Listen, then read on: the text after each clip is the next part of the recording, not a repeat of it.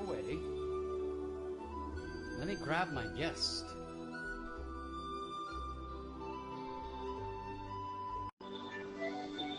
Ah, it's Saturday night. That's a little bit late. Good. My friend Andre. Ah. There he is. So let me tune this down. I just had to listen to this. Dancing Shiva. Magnificent. Ah. Such a beautiful, beautiful, beautiful piece of music. It is. I wish I could explain, to find words for it. But music is music, and beautiful people are beautiful people. How are you doing on your Sunday morning and my Saturday night? Sunday afternoon, 3 o'clock. Okay, so Sunday afternoon. Yeah, 2 o'clock. Yeah, Wow. good. It's been a really great weekend. Caught up with Nathan and Enki and Nathan's family and that. It was really cool. Wow.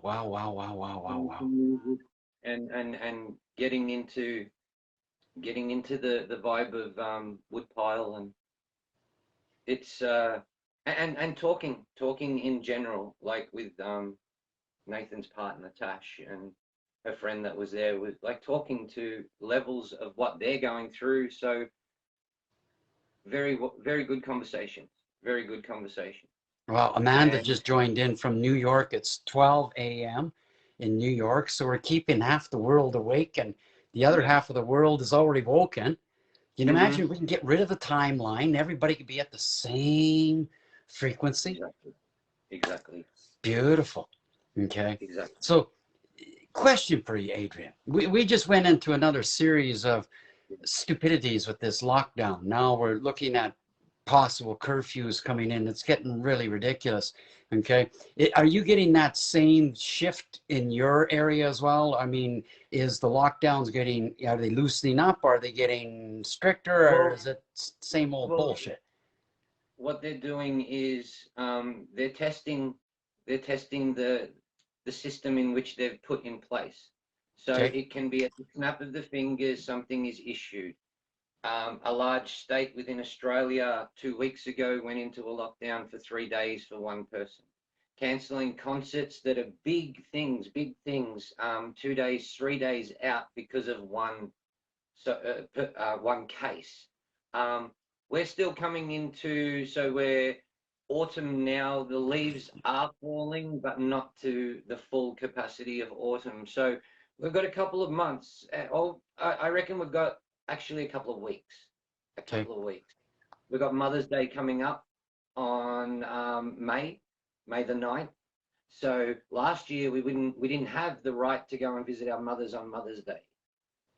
So the system, the game, will obviously allow it to happen this time. So then it's like manageable. They're maintaining it, and then they can just spike it, lock it down. If people are in that, and a lot of the population are thinking to that.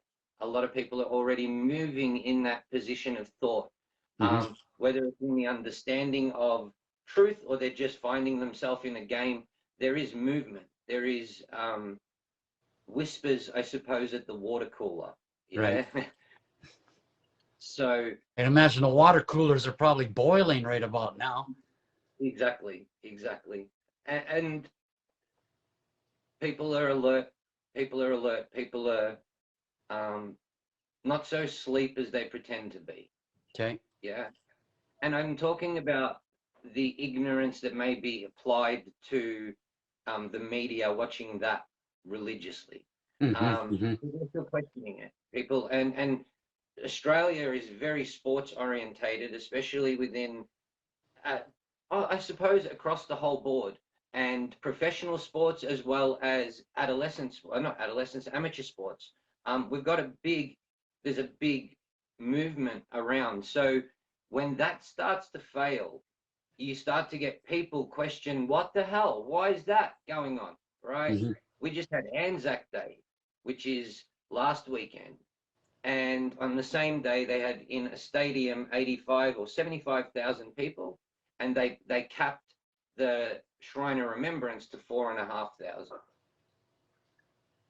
Yeah, on the same day, and there was no question. The only question was those that were not allowed to go to that capped space, and it was of value because it's past lives that have been served. Our fathers, our forefathers, our mothers, our sisters, our brothers. They all served for what we have now in the supposed form of humanity, because that's what they were doing.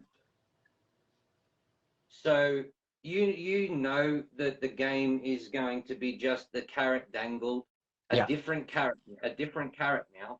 It was the carrot of finance before. Now it's the carrot of well-being, but they're not targeting it as well-being. They're just saying, oh, it's this pandemic. It's absolutely ridiculous. The more and more I'm seeing that's going on, I'm seeing this division of peoples based upon this programmation from fear. Okay, when we look at every year prior to this sort of pandemic, okay, we all talked about the flu season. You know, how many cases of flu? Yet statistically around the world, nobody's talking about the flu, but we're talking about this pandemic, okay? And the fear that's behind it. And one of the things that I've learned a long time ago is that if you're fearful, you're going to get whatever's going to come at you because you've lowered your vibration, okay? So when you lower the vibrations, you're susceptible to the programmation. Okay, and I just left a client here a little bit ago, just as you tagged me. It worked out well, okay, because I was actually on the road as well. Okay, but this client works in the front line. She is involved directly in the hospital. She's a director, okay, and there's two things that she's seen. One, she has a problem with her adolescent who's addicted to the computers and to the gaming and to the telephones. Okay, right away there's separation from that side of it. And as a frontline worker, she's in between two worlds because she sees the fear, and that the fear induction, this induction of fear, how it's making people sick. It's ridiculous. Everywhere I walk, okay, I keep a smile as much as possible. I keep my head up. I look at people. I'm not wearing a mask, and I haven't run into any conflicts. What I've run into is a lot of people looking with their eyes wide open, going like, you know, it's like maybe he's got something and staying away. You know, like we have to go through this, okay? And I wholeheartedly believe that we have to go through this because it's going to teach us something. It's going to teach us what the power of fear induction by politics, by lost souls, by darkness and all the rabbit holes that we can go down in, okay? And then on the uprising of us, like you and I and others and people that we know are awakened. We're not awakened to the sense, well, you know, we're fully awake. There's lots more for us to see as well. Lots more for, you know, as it's coming forward. And to be awake is meaning that our eyes are wide open. We're seeing what's truly going on. And the choices that we have is, do I engage in this fear or do I engage in heart? And I choose to engage in heart, even if it's sometimes damaging, because you know what? It's hard at the end of the day sometimes to realize, like, I've kept my heart there all the way throughout my day. Everybody I've met, everybody I've talked to, no matter where I've gone, just flow with it, right? You know, here's my hand. You don't want to shake my hand? That's fine. Well, you know, do the elbows if you want. It doesn't matter to me. What matters to me is the ones that are imposing their viewpoints and saying, you are the problem. When no, neither of us are the problems. It's the program that's the problem, okay? And this program needs to be broken. And it needs to be, the only way to break this program is to bring out the deepest and maybe the darkest of these truths. And this is, I think, is where it's coming. There's a lot of stuff that I've held on for a very long time to not speak about. Okay. And I think there's many of us have held on to a lot of things that we're aware of or we've seen, but we've chosen not to speak about it. But I think it's time that we come and we speak about it in a constructive manner. That means that here's the reality and here's your surreality. So the reality of the things that are happening, not just what you're seeing, you know, from the medias and the controlled medias and the politics. Here's what's going on underneath this. While you're filled with your fear and your panic, they're still ravaging the forests. They're still mass cultivating animals. They're still poisoning the waterways. We're still using cushy toilet paper. You know, it's like, and it's so much more than that. It's the levels of what it's doing in unrepairable elements of self through all of this experience. And I'm constantly battling. I'm constantly battling because I'm still playing a form of duality whilst constructing the peace architects in the creation of what that model may be and how it arrives. So I've got to give that space of validity for that to be creation majority of the time, as that needs to land for the rest of it to represent. Right, and right. And when people come in and as we navigate through, that gets lost in translation. Yeah, because I'm now in a place of creation and a stagnance and a hesitance to what may disrupt the vibration. It's like something that's just a fracture of what's happening. And Right. I see it as a representation of what the universe is giving that needs to be cleansed, that needs to be healed in that space of acknowledgement by all that are there. Yeah.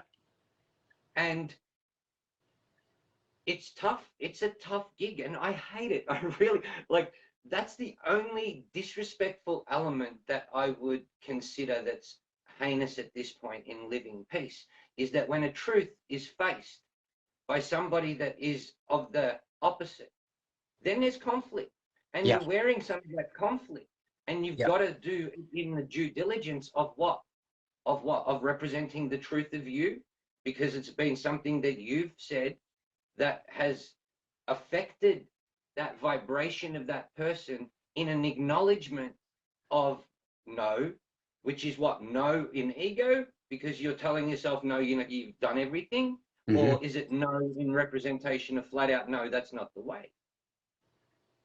See, I can understand that, Adrian, you know, and the conflicts that we do get into, because we're walking in truth. Okay. And even though I'm not where you are, I know you're walking in truth. I can feel your vibration. And, you know, this is something that's going more and more and more that I'll start to speak about. And in the essence of my connection to Gaia, and the shamanic views and the old timelines, is that now I'm starting to even myself put things together, things that I thought I would already was fully aware of, but now I'm starting to see there's some other parts of this puzzle that's been coming in these filaments, okay, and seeing that as it's starting to weave together in this design, this honeycomb design, okay, because the honeycomb, now we're going to go into maybe a rabbit hole, okay. If we look at the Megatron, if we look at the sacred geometrics, okay, all of the symbols, look at the core symbol. It's a honeycomb. It's a six-sided honeycomb.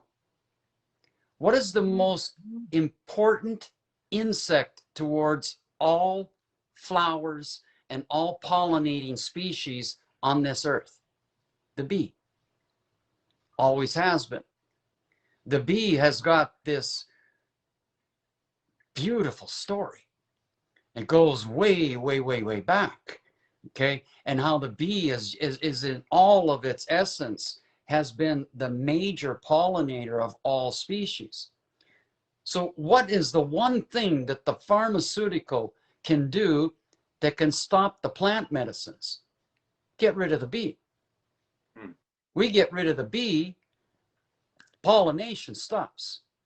Not only that, life is not going to be very, very long afterwards, because the bee is not only a major pollinator, okay, what is it carrying along with it?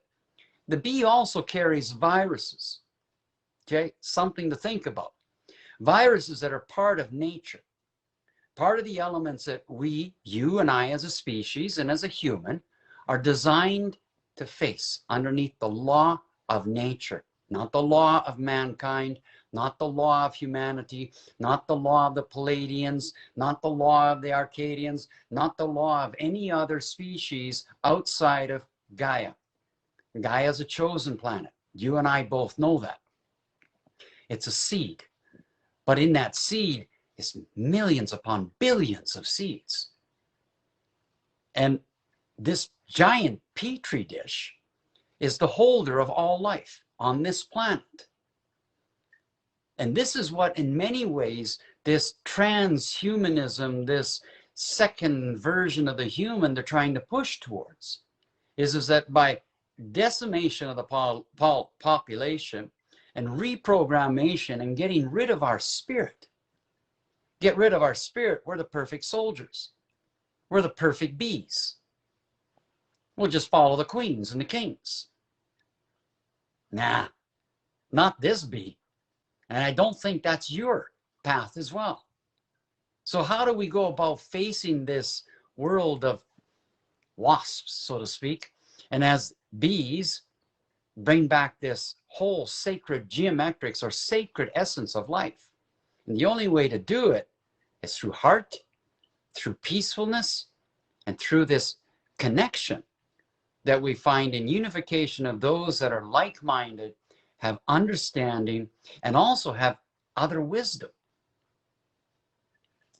And it goes further, much further than that, because a bee never changes what it does.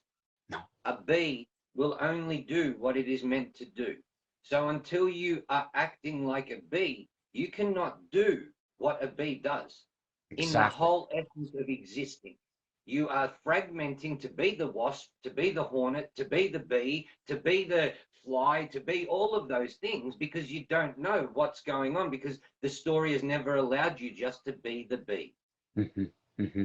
And you've got to separate completely from all of that. So that means forgetting everything in the whole life to what you carry. If it's not within your present space now, it's to drop it, because that is fear, that is anger, that is unworthiness. If you talk about it, it is that, because it's still part of what you are. Yep. So then in the negotiation of being just a bee, you only know that you've got to go and pollinate. You only know that you've got to go and sniff that flower, rub your legs on it, put it on your back, roll around in it, however it attracts to you, fly off to the next one. I like the way you say that. I just until you do that, you're representing a version of a bee. We're all a version of a bee. How consistently are we just being the bee? Yeah, very That's much so. That's a tough gig, to forget everything that you've experienced in your pain, your sufferance, your joy, your happiness, to completely be able to walk away from it so you can recall it, but you die from that life, you die from that timeline, that vibration need no longer apply, because you've assimilated the very being of it into what is now. So you're not wearing it, it's you. Yeah, very much so. In the essence of us, these connections that are growing, I look at it like a flower. Okay, the seed's been planted, the connections are growing, the movement is growing. It's still, still in its infancy stages, but it's having power, so much power that in many ways the system's trying to shut it down. And they're going to keep on trying to shut it down because it's got total power. Because when you have the freedom of the peoples coming together and understanding that as unifies, that when we unify, okay, and we drop that program and we let go of the histories and all of the things that we have been taught, and look at each other at the eyes through heart, we can change this world. We know we can. I can step out in my backyard. I know what the impact I have in my backyard. Imagine having 1 million people doing that towards helping and as curators, okay, and us also as creators to reestablish the life that we walk upon. Because if we don't reestablish this life, we won't be walking on it. Simple as that. Okay. And you and I have talked about this a couple of times. You know, we've got 3 years. And in the 4th year, it's either going to be the greatest story of all, or it's going to be the worst nightmare. What's the choice that people's want today? Are they you know, is it because, you know, okay, give me the vaccination, let's get vaccinated, I'm safe and you're not safe. Nobody's doing their homework. Nobody's looking into it, and the companies, the corporations that are behind this and what they're involved in. And you want to believe in this? Well, Nathan brought a beautiful article up yesterday from one of the scientists from Pfizer, and it was a calling out to say those that have taken it have 3 years. Yeah. Have 3 years of life left. So that we're not working off that you and I aren't working off that 3-year measure of that whole death rate. We already know that that's inclusive to where we're going. So now, in preparation of that acknowledgement, I suppose it quick steps a large proportion of people seeing a different alternative. And that's all we're trying to get, is a shift of perception. So as that shift of perception arrives, there's the fear, there's the anger, there's the anticipation of change. But there's no concise direction in where somebody can actually go through this experience now and walk the other side, literally free of every disease that is being diagnosed upon them. Because in the forgetfulness of all of that, cancer is only a story that has developed because of its science that gave it a label. Yeah. Okay. So in interpreting that very element, it can then just be hardlined into education that this is now something that is there, and hence this is this. We see the Spanish flu is exactly the same as COVID. So why wouldn't cancer be of the same element? To slowly do it, like a scorned woman that puts eye drops into her husband's food. Yeah, a slow death. That's what they create. We don't look at that. We look at, oh, we know this story now. What do we never ever say, what are they doing now? What are they doing right at this moment? Because what they've done is really no consideration, because we can't change that. We can accept it as we accept that they screwed us, each of us. And we have to find the truth of why we're here for that element of love. Very much so. Stopping and saying, what are they doing today to us? Doesn't mean talking about the chemtrails, because we see that. We understand that. The more that we talk that narrative, the more that it creates what you said, the sickness, the ailments, the cancer to switch on because of the decline within sustainable well-being. That's what it comes down to. Very much. And I agree with you. The more that we talk about any of what's already known, what's already seen, and if you can't see it, then you're blind. It's as simple as that. I mean, there's no argument with it, really. And there's no debate with it. Look at the sky, see it for what it is, ask the questions. Now what are you going to do about it? You can talk about it. You can post about it. But the way to stop it is understand why it's happening. Okay, what's the purpose behind it? And then the purpose behind it is basically look at our food supply. Let's come down to the food supply and what's required of these GMO crops and everything else. In order for them to keep them at their maximum capacity, they've resorted to changing the weather patterns. Just do the research. And after that, stop bitching and complaining about it, and now make a logical choice. If the food that you're buying is GMO, you're supporting the machine. Simple as that. So you have a choice to make. Now it might be some of the things that you have to let go of. You know, you've gotten used to eating the Hershey chocolate bars. You've gotten used to eating this. You've gotten used to eating the fast food. Ah, you know what? Come back to basics. Come back to understandings. Come back to what you can do within your space. Somebody said to me, well, I can't get fresh food. Really? You can get fresh food because I can show you in 2 days on how you can grow microgreens and get more nutrient from a microgreen than going to your grocery store. It's unbelievable on what we can do if we've been taught these basics. And part of what I'm trying to do is to show people these basics. The things that we have that are before us, our forests, our trees, the mushrooms, the grasses, the birds and the bees, and everything else that go along with it. And having respect back to the mother that looks after us. She looks after us. Yeah, we're only grazers. Like, we only graze, we nibble. That's all we do. Like, well, some of us do, and others dig holes, you know. Well, what they proportion in regards to what we're supposed to, like, goes to the sleeping patterns of 8 hours, right? That's the whole, everything. This is like everything apart from your breath is a contradiction. Everything. When it gets to the nuts and bolts of what, why, how, we all see how they've pulled it apart and shredded it and then put it back together and fabricated it in the stories in which we read that allow us to have some form of what is an expectation of salvation. Okay? And that is what is a large proportion of what we get told as the ideal platform, which once was. Sometime in time it had been. And then it was then painted and created in another space.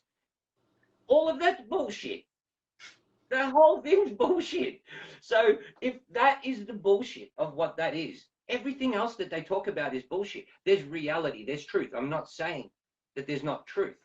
Everything that has been brought forward, everything that we stood by has been in a form of truth. That truth has been limiting. Very much so. If you can expel that all of it is an exaggeration and it doesn't do you any purpose, the microgreens that you grow is going to be a sufficient amount of resource for you because the physical element is completely changing. Your whole physical need requirement is changing. Oh yeah. And a lot of the eating, a lot of those binging, those habit things are because of a loss, because of something that we haven't felt within a worthiness or within something that we're trying to maintain. How many people have gone through a broken heart and they're sitting binging on chocolate? What? Chocolate hits that endorphin, hits that feel good chemical inside the brain that sort of compensates for the broken heart. So rather than face the broken heart, we binge on chocolate. Yeah. Okay. Yet the purity of chocolate, real chocolate, is a medicine. You wouldn't be able to binge on cocoa beans the way you binge on your chocolate bars. Okay, if you did, you might have a cardiac arrest because the amount of theobroma that's within that is going to pump your heart so bloody bad it might burst out of your chest. So again, the false conceptions and the myths and everything else that we've been taught, like this is chocolate yet it's not. Okay, this is good for you, it's not, and the program's good for you, it's not, and here's a multivitamin, it's good for you. Why? Because you're not eating the right foods. Okay, so you're filling up. Rosie, haven't seen mint chocolate. Oh, Rosie, somebody haven't seen her in a while. She says she likes mint chocolate. But I showed you how to make your own mint chocolate. You would taste something that is out of this world, okay? Unlike anything that you buy in the stores. And it's like many things of what we've been accustomed to. The short way of getting to food, or the short way of, getting to knowledge, or the short way of something, and we've bypassed everything in that process. And what we've absorbed is this narrative of the yesterdays, this bad narrative, this bad story. And not only that, what about the traumas that are being left on the children? How many generations is it going to take to break that trauma?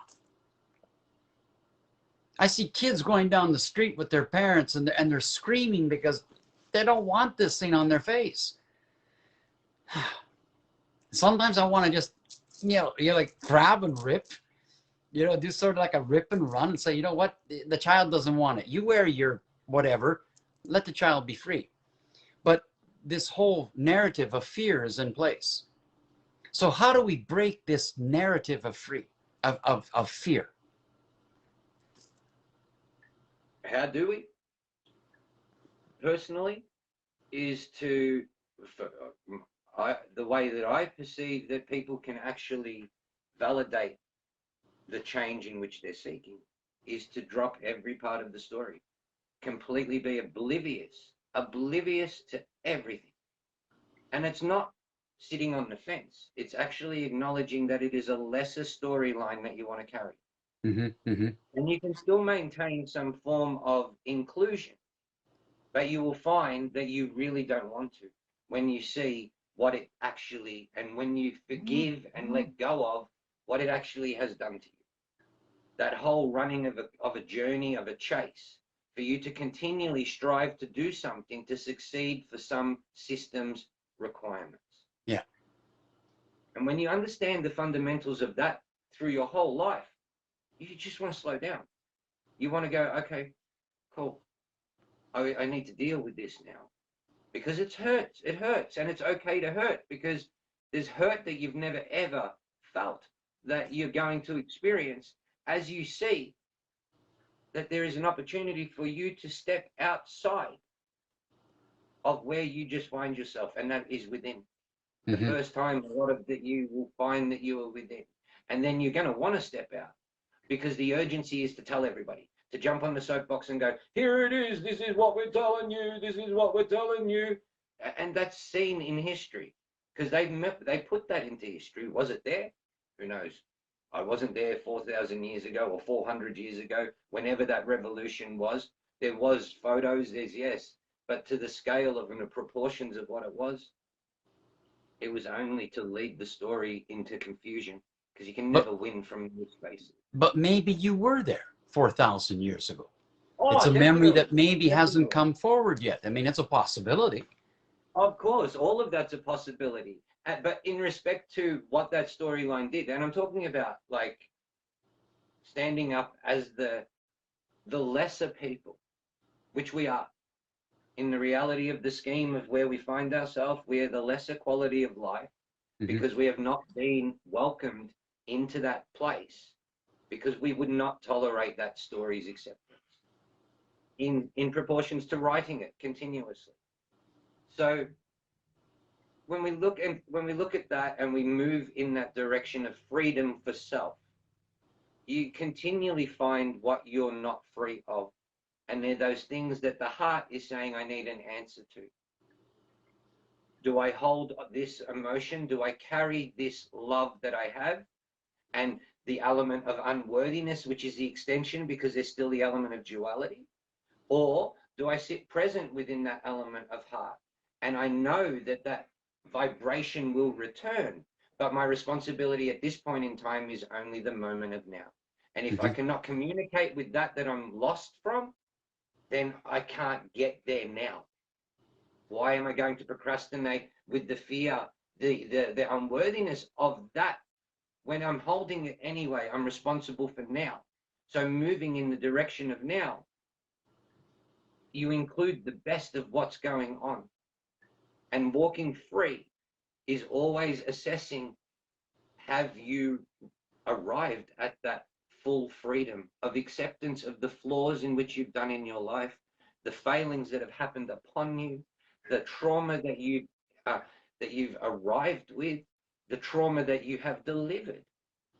All of that needs to be measured in all of this journey of freedom, because you cannot step forward of that if you have not repented in silence to your own self.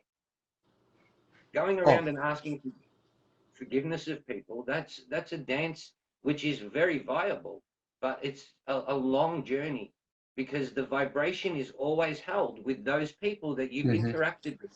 So the forgiveness that's in that comes from you, then it's put into that element there. Unheard. To anybody that's out there trying to reach to ask for forgiveness, you're wasting your breath. Because forgiveness for me is what I give back what doesn't belong to me. That's it. I have to forgive myself for making the choice. I have to forgive myself for allowing the action to take place. And if I've done something in my personal action that has imposed hurt upon somebody intentionally or unintentionally, then the forgiveness I have to find first is with self. And then by my actions, I show forgiveness.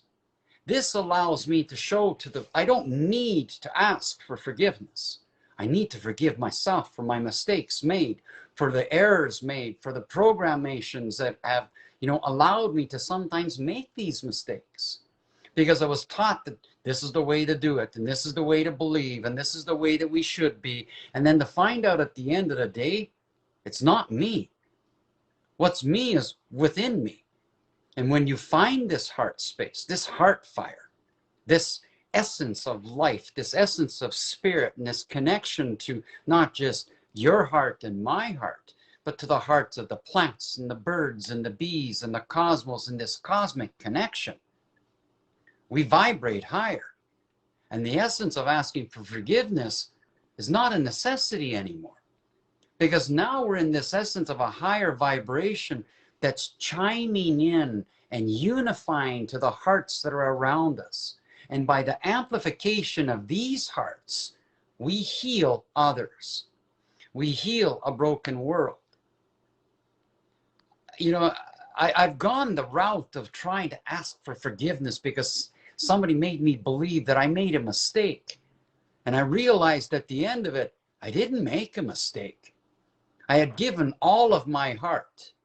I gave with heart. But they didn't want heart. They wanted something else. They wanted this false sense of security of the programs and, the ways of, I want the homes, I want this, I want the cars, I want the... They didn't get that, so it didn't work for them.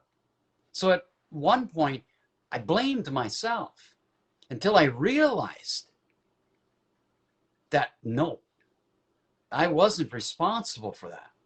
My responsibility to forgive is because I allowed my heart to be taken away from me and somebody basically put it into a bag, so to speak. And now I've pulled this heart back.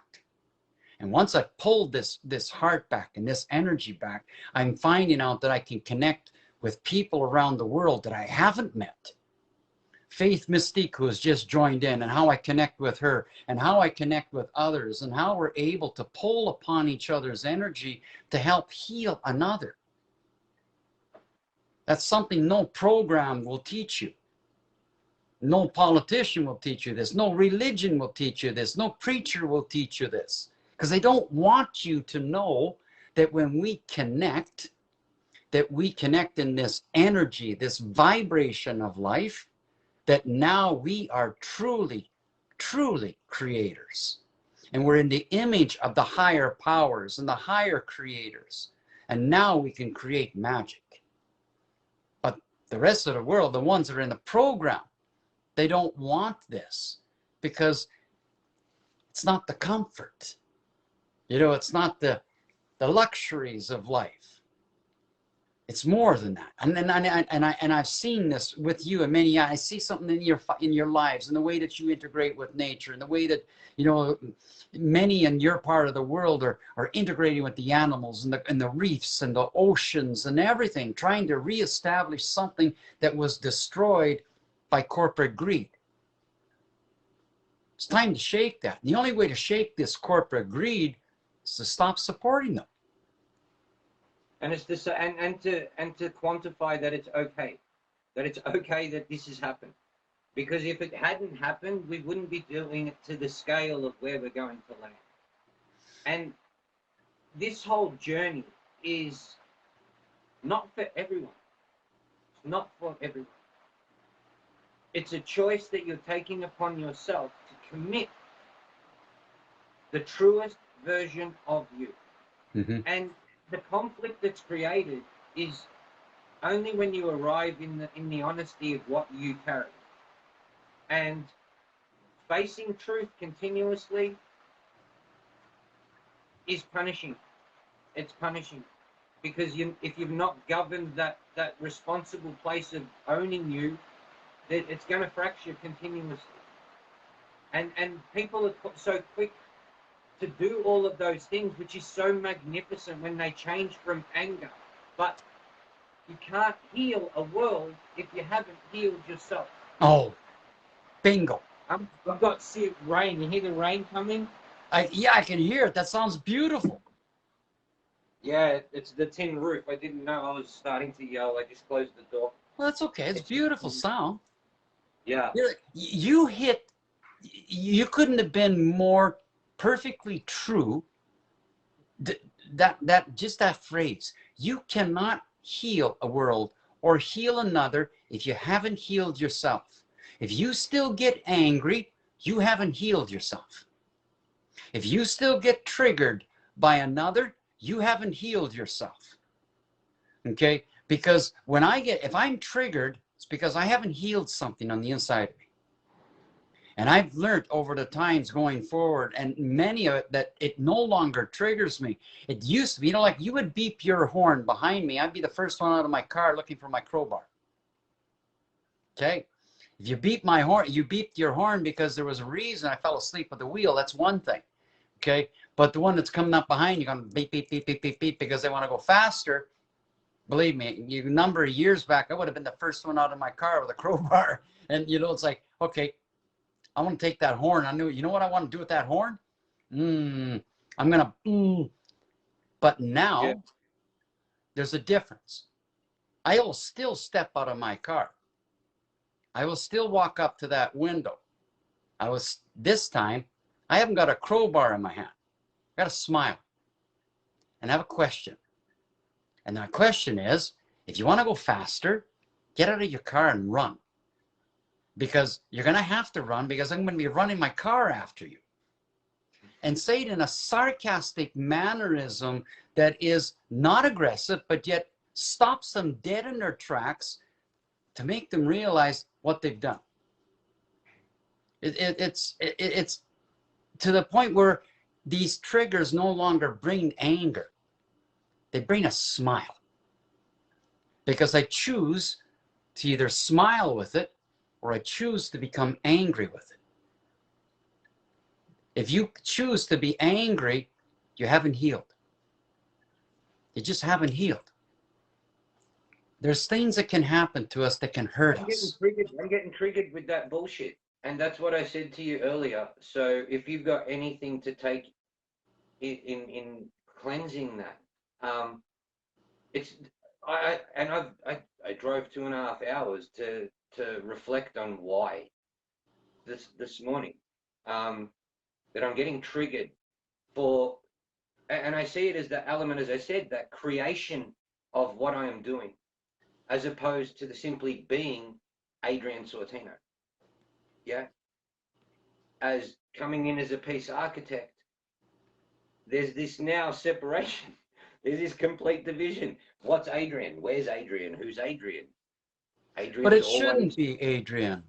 You should be able to stand strong as who you are and still be a peace architect because it's part of you. Oh, of course, but in my interpretation or in my rebuttal, it's direct. It's there. It's like, I don't tolerate that. That is rubbish. I don't want that. That's why. Tell me why. Because you've seen what we're doing. Why is that involved? And that whole, it's living peace. It is arriving at living peace. So there's always going to be interaction, whether or not it's needed, whether or not it's beautiful. It's all the same. But at the end of it, through the reflection, that's where the living peace is brought into place. Because if something needs to be adjusted as a result of what happened, then that adjustment is made. It's not held. It's not like pushed down. It's dealt with. Yeah. And that's confrontational. For a lot of population, that's confrontational. It's like, wow, what are you talking about? Like, it was, you're taking it out of context. I'm not. I'm listening to what you're saying, and this is what I've heard. Now, it's like, wow. It's like, wow. It's full on. It's full on. It's so stripping, and it's not comfort zones. It is like that full, and and a lot of people are going through it. We spoke about this, the deja vu, the moving, the old storylines, like bang, hitting you in one moment to reflect, and then it's done. That's this whole joining that's happening now with this timeline that's arriving. So a lot of people are feeling that. And it's like that. It's like there's two identities stretching to go, come on. But the other saying, no, this is the mission. The mission. This is what you're supposed to be doing. Don't get caught up like the other 40 something years in that rubbish little conversation. And it's really disheartening for the people that are the audience or the person that's listening to it. So it's like, because I know how I speak, and me speaking a little bit higher in a tone is then saying, oh, you're angry. I'm not angry. I'm just... You're speaking with an affirmation. If you're affirming yourself and affirming your verbos, because there's sometimes I'm very soft, and there's sometimes my octave is up, because I know what I'm about to say. If I say it softly, it's not going to be taken seriously. So by increasing my octave, I'm not going to say my volume, but my octave, I've become more affirmed in what I'm going to see, because I already believe it. In fact, I'm not even thinking it. It's coming out. It's flowing. That is the absolute moment of truth in the moment of presence. I call it for what it is, what I see, and I state it. But I'm not going to engage in the bullshit of the controversy. If they can't see it, I've said what I had to say. And if they want to engage with me in the sense that, they want to pull me in, no. I don't give them the fuel. I'll walk away from it. In 3-second window, I say one word. Actually, I got a choice of 2 words. One is stop. 3 seconds, turn around. Or 2, ouch. One of those words gives you 3 seconds to move on. Ouch sends automatically a signal within here that says something's hurting me. So right away, there's a moment of that reflection. Well, in today's society, today's world, it's 3 seconds. I got lots more attention span, but I know it takes basically many people, it's 3 seconds. So that's one word. And you say it with an affirmation. Ouch. Bang. Move on. Why engage it? Why lose my breath? Why lose my energy? Yeah, but yeah. I get it. And if I've stood on toes or affected people in a way that is other than peace, I apologize. And you know what? In all of this, I've apologized more since doing this than I ever have in my life. And I don't, my narrative never changes. Now it's always about peace architecture. And Question. Yes. Why are you apologizing for speaking truth? Because people, how when truth is confronted by somebody, how it can be so devastating. Yeah. So to apologize, to say we had to go through this to get to here, that's the apology. As that reconnection comes to place. Okay. Yeah. As it was pulled apart, because of that inclusion of that narrative or that truth needing to be faced.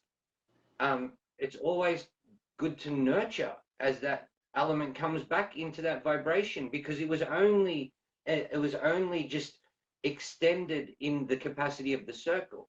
It never was broken. It's just two truths meeting, and that's like the analogy of the two samurais with the swords. Because a truth is unique to the person that has arrived with it. And if there is a truth that extends further than that design of that person, then it's going to be confrontational for them. And if they're finding little parts, or they've found a large majority. To then see another truth, it's then a combatant space. It's like, oh, well, nah, this is this. No, you're not listening. This is what it is. Hang on, no, no, no. But you're But that's exaggerating the ego. story. That's the argument of ego. When two truths collide, that's ego. That's ego is set in. If two truths are seen from, this is my truth, this is your truth, we should be able to find a common conversation with our cards on the table in the truths and be able to see how the truths intertwine. But if we're in actions where we're fighting between the truths, then that all that is ego, somebody trying to prove more one point than the other point, or Yeah, showmanship. Exactly. But within a truth, the proportions are limited to the uniqueness of that person. True. And if their conversation is something that is not part of the normal conversation in what is everybody else speaking about, then they're already feeling a little bit of non-inclusion, because they're limited in what they can talk about because they've been separated from society for a while. And this is people that have pulled themselves out to interact back in, to integrate back in. Mm-hmm. And the knowing, as opposed to the wisdom, is that comparison that is not adjusted. Knowing is a learned capacity. Yeah. To a wisdom that is intuitively felt. One supersedes the other because time has been spent in silence to reevaluate the knowing into wisdom, because the learned has been the limitation of why the wisdom was never heard in the first place. So when that truth is faced, there's always going to be a little bit of argy-bargy. There's always going to be... Exactly. So it's allowing that to go, doing what happens, and then moving in that same vibration consistently. But that's happening more and more and more as people now are shifting again, a year later from where they've first been locked down, a year and a bit. So now they're reevaluating themselves. They've learned a little bit more than they've known a year ago. So none of that is really wisdom, because none of them have sat silent to the capacity of letting go of all of it, to then readjust what was knowing to wisdom that they knew anyway. And that's something that attracted them to find in this lifetime. Wow, that rain's really coming down. Whoa. Beautiful. Music. Message needs to be heard. It's beautiful. Gaia's cleansing the earth in many ways. And this is the beauty, of, again, reconnection to Gaia. Reconnection to her is the appreciation of the rains, and the appreciation of the seasonal changes, the appreciations of the winds, and, all of this that we have so much disconnected from. I hear the rain, I go outside. I want to, let it fall upon me. I just got to wait a couple of hours for it to first rain, because it cleans all the acid rain out first. Then afterwards, maybe I'll get a little bit better water in my face. But, it's this common sense, and not common sense, but just understandings, knowledge that, when you first take the first snowfall down, the first snowfall, and you taste that snow, it's the pollution in the air. But after a couple of hours, that snow falling, you'll find out that now the layers of the snow become a little bit more cleaner and cleaner. Well, Gaia's trying to cleanse the garbage. One of the ways she does it is by inducing rains and by inducing seasonal changes and shifts and everything else, because she's fighting against us viral humans. And we just don't get it yet. Some of us, anyways, or a majority of us. And when we can connect to this, we connect to this whole vibrancy of life. This, to me, is one of the greatest acts of this ascension. This ascension is not just about coming to my heart or coming to a higher vibrancy. It's about, yes, my heart, yes, a higher vibrancy, but also in recognition that in order for me to get the higher vibrancy, I need to be grounded. I need to understand where I'm putting my feet and what I'm responsible for and what my footprint is going to be. What am I going to leave behind? Or anybody that through teachings, what are we going to leave behind for the children of tomorrow? My timeline's almost finished, this one. So what I'm looking at is, what can I do for the children? What can I do for the generations that are searching for the answers? And they're so caught in this dogmas of the, the stigmas and everything else of all of this garbage that's been going on from the yesterdays. How can we change that? And the way I'm finding to change it is by this essence of the purity of love. But how many understand what love is? Ask yourself, we should try this and do a live and stand on a corner one time and just ask randomly, what's love? And film it. I would love to try that. And just to see what kind of response I get. Yeah, that's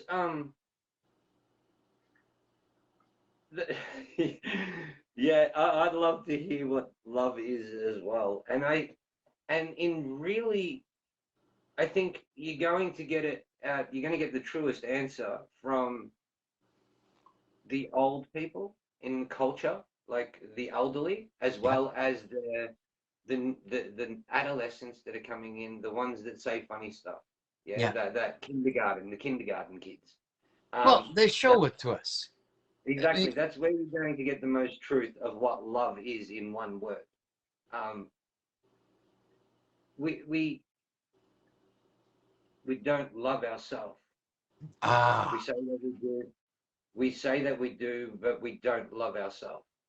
We don't carry that as the paramount inclusion to our design. That you're not going to be affected by the acts of society like you have in former lives, because now you love yourself. Mm-hmm. And you will stand forward in your design when that vibration arrives that you've seen, we have all seen so many times before. Very true. And that, for somebody that doesn't understand love, is like an egotistical claim to them. Oh, he loves himself with vanity. It's all of this. It's everything like that. And I've heard that. I've heard many times when I've said I truly love myself, that somebody says, well, you're full of it. Really? Well, then guess what? I am full of it. I'm full of love of self. It's got nothing to do with my ego. It's got nothing to do with anything other than understanding that love, the truth of love, protects me. And sometimes I get hurt, but I need to get hurt. See, somebody said, well, what do you mean you need to get hurt? Well, if I get hurt, my heart becomes stronger, because now it's learned something. And there's a film, and I keep telling people, you have to watch this film. And this film is called The Power of the Heart. And it's not what you think it is, because there's some truths that come out of this. Some truths that a lot of people need to see, that maybe they'll stand back and reflect a little bit. But the one phrase that come in it from this one curator is that the only way that he come to understand the truth of love was by the hurt that he went through. That he understood what love of self is. Not what love of another is. No, what love of self is. Love of self is being respectful to self, the ability to say no, the ability to say ouch, the ability to say stop. I don't need to listen to your drama. I don't need to listen to your dismay. If you speak to me in truth, you can still have volume. I'll listen. But if you're going to speak to me in ego, and speak to me in judgment, and speak to me in belittlement, I will not give it power. I used to. Not anymore. And if somebody sees that as being egotistical, then they don't understand what egotistical is. Yeah. Yeah, I know. Um, the the beauty of the loving of self, like you said, um, it's it's the most hardest thing to do. It is the Hmm. hardest thing to do Oh, because you've walked your shoes. You know what you've stepped on, stepped over, done all of that. yeah. But the only thing that you really ever need to consider is that every time that you were broken, who was there? It was your heart that nurtured you through to repair itself as it just let you be. Yeah. That's it. You cry. Story. People have cried themselves to sleep. Yeah, go on. A couple of years ago, and there's a story out there, and I invite everybody who's listening to Google it. It's called Broken but Fixable. That's a little bit of my story where it was a couple of years ago, where I was truly broken. I've gone through a lot in my life, Adrian, a lot. And to be able to say that I finally got to a point where I was broken, even I didn't believe it. But the only one that brought me out of that brokenness was me. Nobody else did it. Wasn't the priest in the hospital. Wasn't the Mm. doctor trying to shove pills down me. Nope. It was me. In fact, being incarcerated in that hospital for a couple of weeks because I decided to try and take my life, and they tried to push pills on me and all sorts of things. And I fought against them tooth and nail because there was no way they were going to put medication in me. But I couldn't remember the serenity prayer Mm. because I was up here in my mind, going over everything, blaming myself for everything, blaming myself for, my ex and what she did and all, the whole story without going into it. Doesn't matter. Until it clicked. And every time I walked down that hallway and I walked by that chapel, for the life of me, I couldn't go in there, but I couldn't remember the serenity prayer. Mm-hmm. Until one morning when I woke, and all of a sudden it clicked. And when I remembered that serenity prayer, it brought me into connection. Some would say it brought me into connection with God. No, it brought me into connection with my heart and what and where I was. Because in all due respect, the amount of essential oils that I had swallowed would have killed 50 horses. It made me shit for 3 weeks. That's all it did. Okay. So, yeah, and I can go into a whole bunch of other details about it. But the whole journey, okay. And there was a point when I was in the hospital, I was watching this elderly gentleman that had now been brought into, they're trying to put him on antidepressant medications. He just suffered a stroke. Okay. He was angry. He was so angry, but they weren't listening to him, what he was trying to say. So he was half paralyzed. You know why he was angry? He was an artist. He lost the power of his hands. Yeah.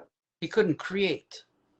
And I found him one day outside. He got off of his walker. He was on the ground. Half of his body is paralyzed. And he's trying to pick up these acorns. And I came over to him and I said, "Can I help?" And he looked at me and he started to cry. So I helped him pick up these acorns. And then, okay, I left him be. And as I come back into the hospital and sat into the community room, he was with all of these acorns on the table.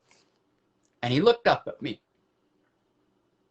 And he said, "Gary, would you like to help me create something?" And I cried. I cried so deep. And I looked at him and I said, "What would you like to create?" He said, "I'm trying to create a Christmas tree." So we started by gluing all these acorns, and we ran out of glue. So I went to the nurse's station and said, "I need to go get some glue. There's a dollar store across the street. Can I go get some glue?" She says, "No, you can't leave." Really? So I left and I went across the street and I got glue and I got paint and I came back and she started giving me shit. I turned around and looked at her eyes, and you know what I said to her? and you know, I'm going to say it anyways. I said, you know what? You can take your fucking rules and you can shove them up your ass. Because one off, you haven't listened to his story. I've been watching you pushing pills down his throat for the last couple of days. And if you had to listen to what he had to say, you would have found out that he didn't need a pill. He needed somebody to just listen to him. Yeah. And I said, now that I've gotten my glue, can I go back and help? So as we glued this tree together, I realized that we had glued it to the table. Oh, that's good. You put all your Christmas presents there. Oh, Was God. it in the Okay, but it's not finished. Wait. This gets even better. Because as we were building this, this ward where I was, there was 20 patients. And believe me, there was things I saw that just ripped my heart. I saw a lady that fell flat on her face because they changed her medication and she went into a seizure. I saw a 16-year-old boy walk and stop because they changed his medication. He'd go into a seizure, he'd stop breathing, go into a seizure, stop breathing because of this medication they're pumping down their throats. So we decided to rip this tree apart. And people were coming up like, why? They were upset because we had taken the tree apart. And I said, that's okay. We're going to rebuild it. Would you like to join in? Adrian, there was 15 of the people that were in this ward joined in. Many of them hadn't spoken. Some of them were drooling because of their medication. Some of them were shaking so bad that they wanted to, but they were afraid to. And at the end of it, every one of them did something to that Christmas tree. And the day that I left and the day that I was discharged, the head psychiatrist come up to me and he says, Gary, he says, I don't know why you're here. Oh, really? I said, haven't you figured it out? So the reason I'm here is because I needed somebody to listen to me. But the system didn't listen to me. Everybody else here listened to me. Yeah. And together we built this Christmas tree. And he looked at me and he said, that's what we were missing. I said, really? How long is it taking you to figure that one out? Yeah, I know. It's so beautiful. That's symbolic. That's symbolic of an old fable. That is. Very much so, but it's symbolic about what we're doing right now, Adrian. Yeah, of course. Right now, that's what I was about to say. But I got a question.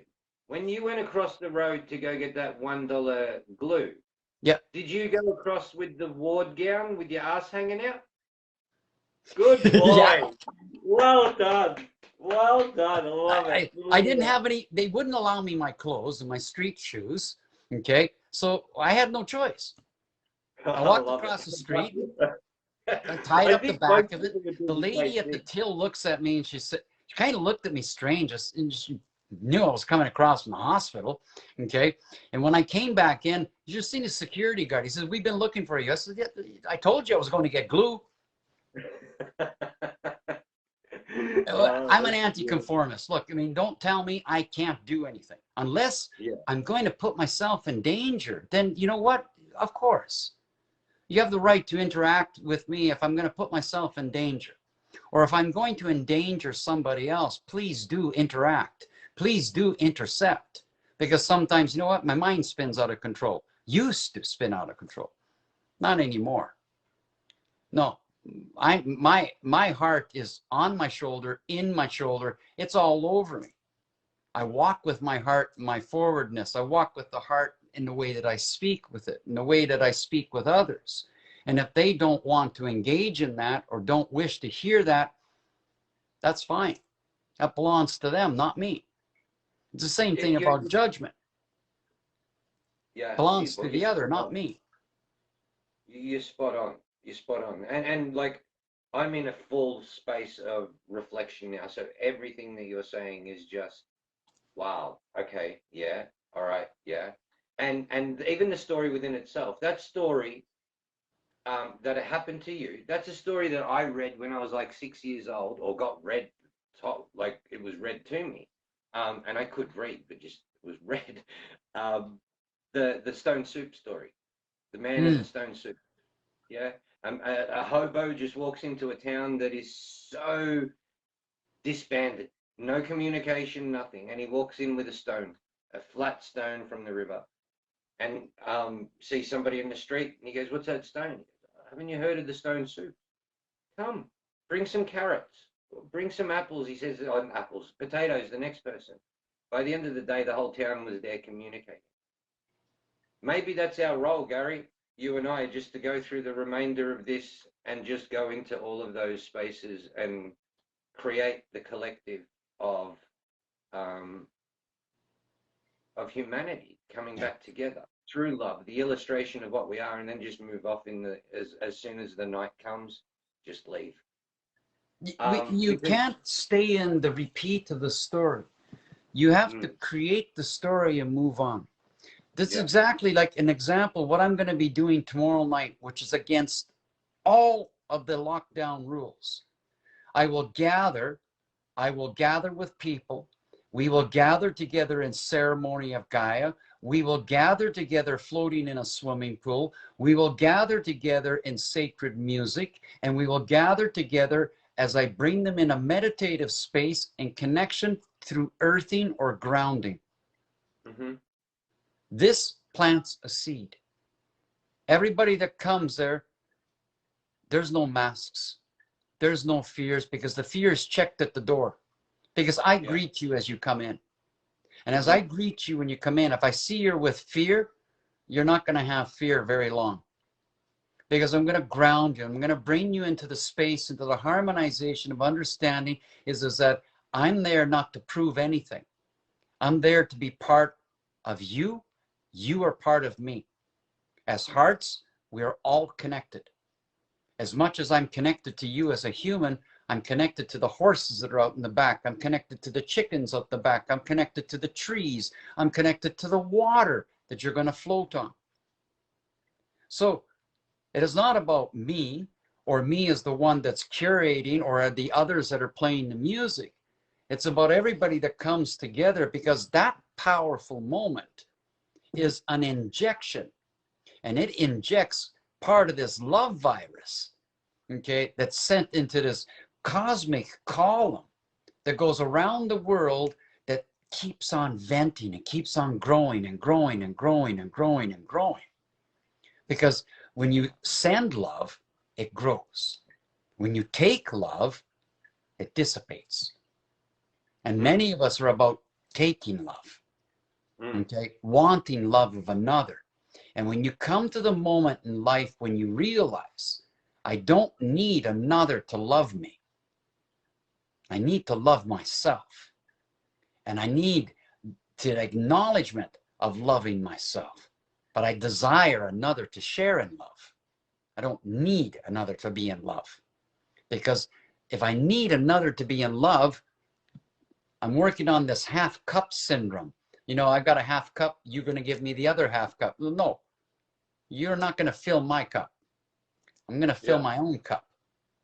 And this way, I stand strong with the truth of myself. I stand strong in my honesty. I stand strong in my integrity, my authenticity, and I'm genuine. And that's it. Nothing more and nothing less. And to the others that cannot see that, one of the ways to sometimes do it is like, here's my sunglasses. Put them on. That's what you see. That's not what I see. Yeah. So stand strong. Okay? Because you know what, bro?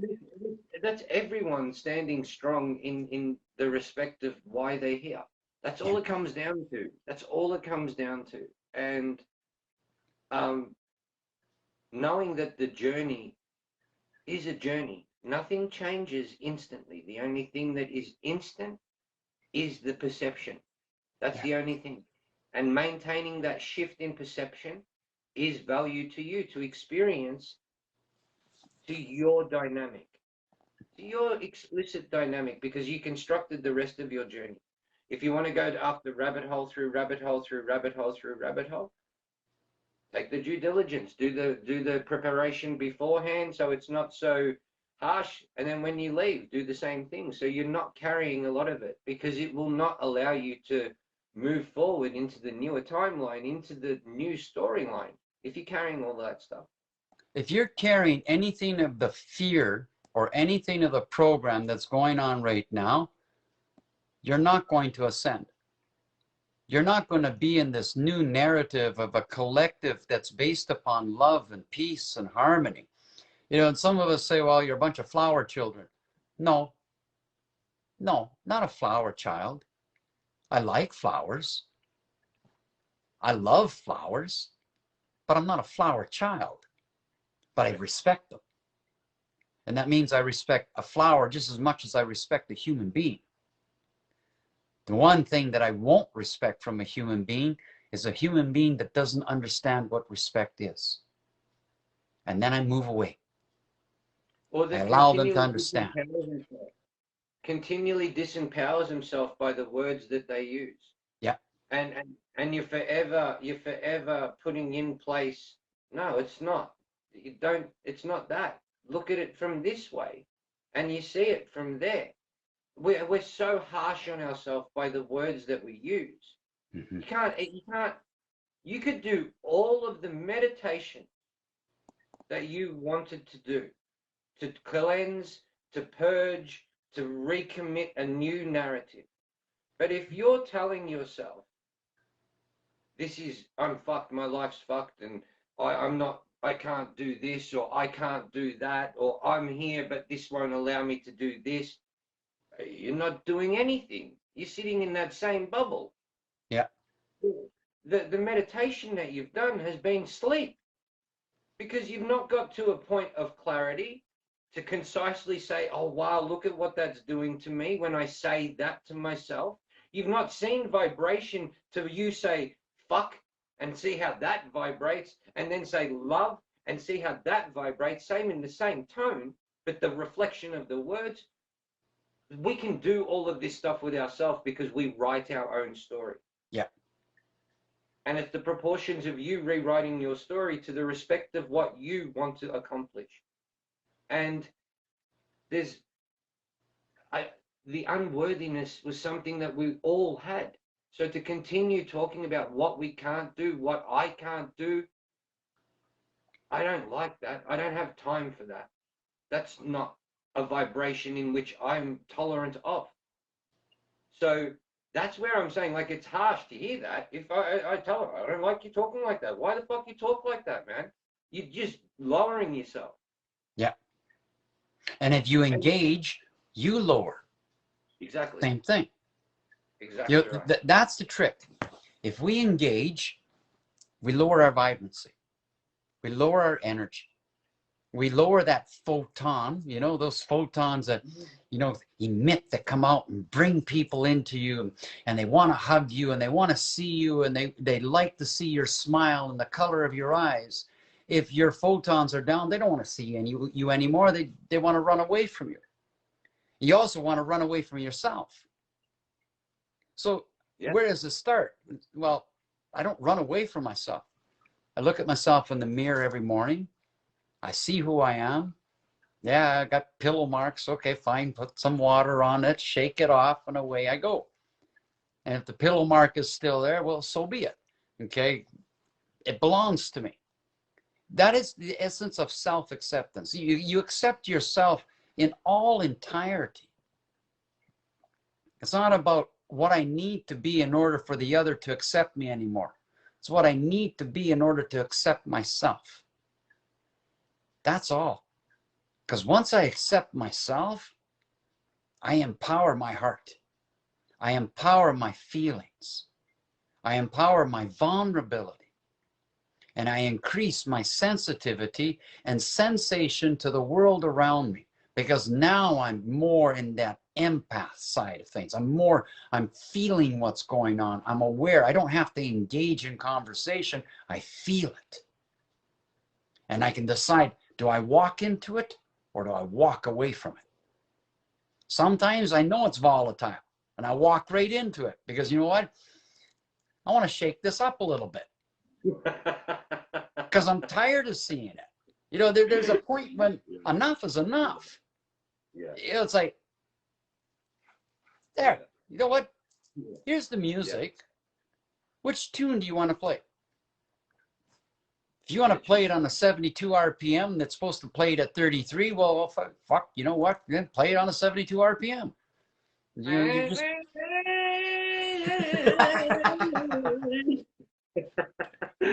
unbelievable. Okay, yeah, yeah. Wow. Adrian. Okay, Yeah. it's getting kind of late. Okay, it's like Yeah. You waited for me to get back, so let's nah. You know what? It gave me time because I was already rushing. Yeah. Because I was Yeah. worried about getting here. And I said, when you tagged me, I said, Yeah. Yeah, synchronicity. Cool. I could breathe. That's good. And that's what it was. It worked. It worked. It worked But beautifully. Okay. It's got to go to sleep. We were going to catch up, you and I, after this, but let's not do that. Let's leave it till a little bit. Let's do Tuesday, you and I, if you can. Yeah, just a that one-on-one works. conversation with Woodpile. So I'll reach out to you there. Yeah, because Monday, good thing Tuesday, because Monday I'm going to visit this sacred farm space, and there's a lot going on in this place. And if it's the piece of land that I think it is, then I have something to tell you that's going to blow your mind. There's a reason why I came back to Alberta a number of years ago. There was a calling that brought me back here. There was a lot of things going on, but there was something more. And there's something that's going on in Alberta. In fact, there's a lot of light workers, there's a lot of energy workers, a lot of spiritual people from around the world are finding themselves being drawn here. Because there's a lot of things that you and I are talking more on a one-on-one conversation. Yeah. Because there's some things the rest of the world isn't ready to hear yet. No, exactly. They're just not ready to hear this stuff. Exactly. They got enough going on. Okay. But I know I'll be able to speak to you, and I know you'll be able to understand that in that mannerism. But if it is the place that I think it is, then there's a whole series of things that are programmed to be built there, including salt rooms, including sauna systems in the old way of doing things, mud earths and mud huts and all of this. It's also got all of the land around it. So we'll see when I get there, but I think that's what it is. And that's going to work fine for us to talk on Tuesday, because that'll just give me more affirmation of what's going to be talked about. Because Woodpile, as much as it's happening in your side of the world, I want to connect it here. Yeah, exactly right. And that'll give me more time to tie some things in as well when we do speak. Yeah, but definitely, brother. For everybody out there, I just wanted to say at the end of it, for everybody out there that's listening, it's a tough road that you're going on. So please be gentle with yourself and experience life to the innocent, not to the tainted. Okay? To reevaluate your worth and to heal. Do the simple, innocent things rather than the aggravated things that you have now just found. The more that you decline that, the more that you accept that innocence and that creation space. Yeah. The more that the story means nothing. And then when you arrive with everything that is of wisdom. And if you need to cry, it's okay. Because crying is something that we don't do all that often. And when we do, it's always got an emotion attached to it. Yeah. If we simply just cry because of the openness, like breathing, we then have the available space to create a rationale of clarity. Yeah. Because we see what's falling down. Beautifully. Thank you so much for today, my brother. Thank you so much. Adrian, you're a lovely man. You're a powerful man. Don't ever forget that. You have the ability to change the world. Yeah, it's hard not to remember that. It's always in your face. Yeah, and it's always in your face. To everybody that's out there listening as well, always remember one thing, that the greatest gift of all is when you look in the mirror and you see yourself, because that's the gift to self. Nobody can gift you the power of heart. You have it within you. And if you believe in the power of heart, you'll choose to speak in love, and you'll be in the power of love. Don't engage in the negative. Don't engage in the narrative of yesterday. Don't engage in the story of your exes and all of the things that have hurt you. Let it go. Surrender. Have honesty with self. Have love with self. And always, always respect yourself. You don't need somebody to respect you.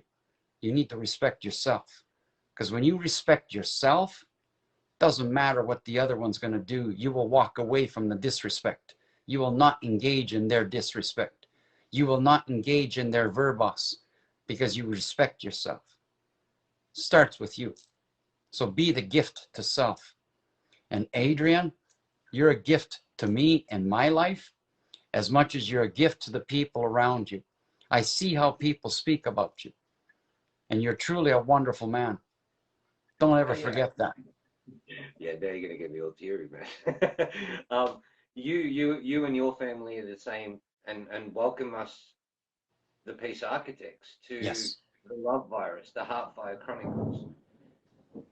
Clusters around the planet is what changes this, and this is what we're illustrating with our design of what we've been able to accomplish, Gary.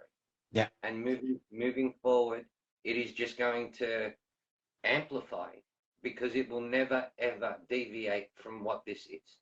It will always remain within the element of truth and the highest truth to the intention of why I'm doing it and why you're doing it in the first place. Yeah, absolutely. All I can say is love, peace, honor, respect. And it's a pleasure to know you. It's a pleasure to call you a brother. It's a pleasure to have you as part of a family. So let's make this family bigger. Okay? Oh, definitely. So to everybody, good night. À bientôt. Namaste.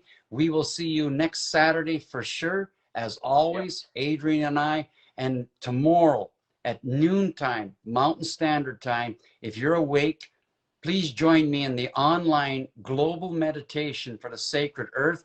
I have a special message coming out tomorrow. So that's at 12 p.m. Mountain Standard Time, which is basically 12 and a half hours from this time right now. See you tomorrow at noontime. Okay. All right. Love you. So, Ciao. night all. Good night. See ya. Bye.